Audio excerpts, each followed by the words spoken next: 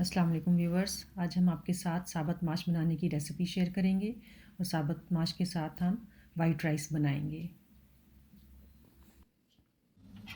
माश जो है इन्हें हमने अच्छी तरह से धो लिया है, इनको भिगोने की ज़रूरत नहीं होती। अब हम इसमें लहसुन और अदरक का पेस्ट डाल देंगे 1 टेबलस्पून भर के।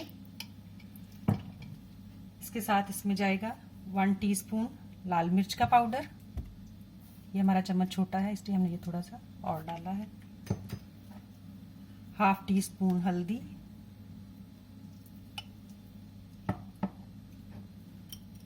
1 टीस्पून नमक। आप अपने जायके के हिसाब से इसे कम या ज़्यादा कर सकते हैं। 2 हम इसमें लौंग डाल रहे हैं और जब हम इसको तड़का लगाएंगे दोबारा से हम इसमें लौंग डालेंगे। 1 टीस्पून धनिया पाउडर, 1 टीस्पून जीरा पाउडर। अब हम कुकर का ढकना बंद कर देंगे और इसे पकने के लिए छोड़ देंगे। अब हम इसे फुल प्रेशर देंगे। यहाँ से हमने प्रेशर जो है वो सेट कर दिया है, ये 2 पर है। अब इसका प्रेशर जो है वो चल गया है। अब हम इसे 10 से 12 मिनट के लिए वेट देंगे और इसका चूल्हा जो है वो आहिस्ता कर देंगे। पहले ये फुल हीट पर था, अब ये मीडियम हाई हीट पर कर देंगे। 15 मिनट के बाद हमने इसका चूल्हा जो है वो बंद कर दिया था। इसका वेट जो है वो नीचे हो गया। अब हम इसे खोल के चेक करते हैं कि इसकी कंडीशन जो है वो कैसी है।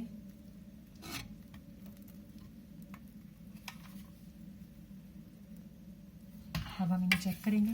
इनमें पानी जो था वो ख़त्म हो गया और जो हमारे माश हैं वो भी अच्छे से गल गए हैं। अब हम इसमें थोड़ा सा पानी बॉयल करके शामिल करेंगे, क्योंकि जितना हमने इसे नरम बनाना है, चूँकि हम इसे चावलों के साथ इस्तेमाल कर रहे हैं तो इनमें थोड़ा सा पानी होना चाहिए ताकि थोड़े से पतले हों और रोटी के साथ खाने के लिए भी ये काफ़ी सख्त हैं।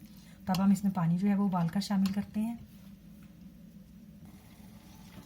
हमने केटल में पानी बॉयल कर लिया, अब हम इसमें ये शामिल कर लेंगे। तो शामिल करके हम मिक्स करके चेक करेंगे।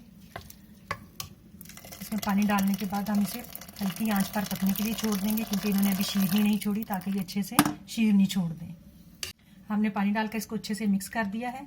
माश जो है वो फटे हुए नज़र आ रहे हैं, इसका मतलब है कि ये अच्छे से गल गए हैं, लेकिन पानी में अभी अच्छे से इन्होंने शीरनी नहीं छोड़ी। इससे हम बिल्कुल हल्की आंच पर जैसा दम पे रखते हैं इस तरह से रख देंगे। इस मुकाम पर आप इसका नमक मिर्च जो है वो चख कर पूरा कर सकते हैं और इसमें हम सब्ज़ मिर्चें जो हैं वो शामिल कर देंगे और इसे हल्की आंच पर पकने के लिए छोड़ देंगे।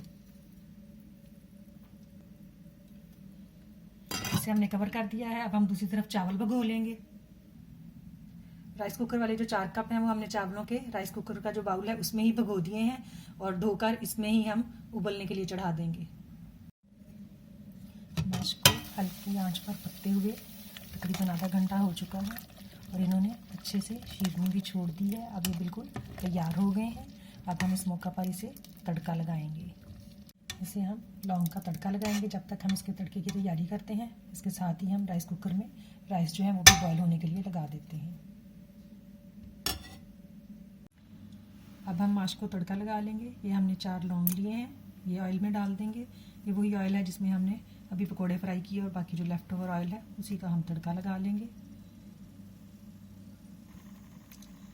अब हम इसमें साबुत लाल मिर्च डाल देंगे।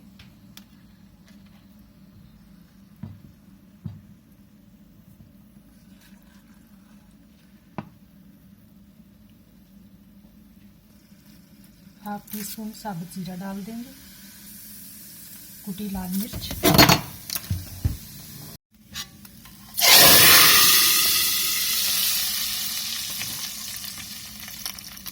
अब हम इस पर सब्ज़ धनिया डाल देंगे। कुछ लोग इसमें सब्ज़ धनिया पसंद नहीं करते, लेकिन हमारे यहाँ सब्ज़ धनिया पसंद किया जाता है, इसलिए हम डालेंगे। राइस जो है वो हमारे पककर तैयार हो गए हैं। अब हम इन्हें खोल लेंगे।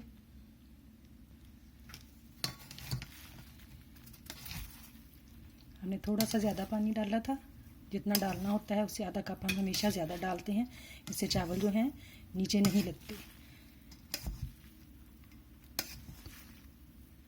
बिल्कुल खिले खिले से अच्छे से चावल तैयार हो गए हैं। अगर आप नीचे देखें तो ये नीचे बिल्कुल नहीं लगे, बिल्कुल हमारा पेंदा जो है इसका बिल्कुल साफ है। अब हम इसे डिश आउट कर लेंगे।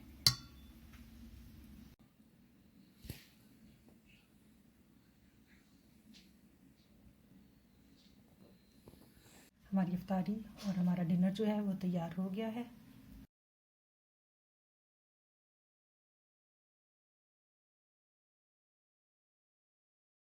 उम्मीद है कि आपको हमारी ये वीडियो पसंद आई होगी। शुक्रिया।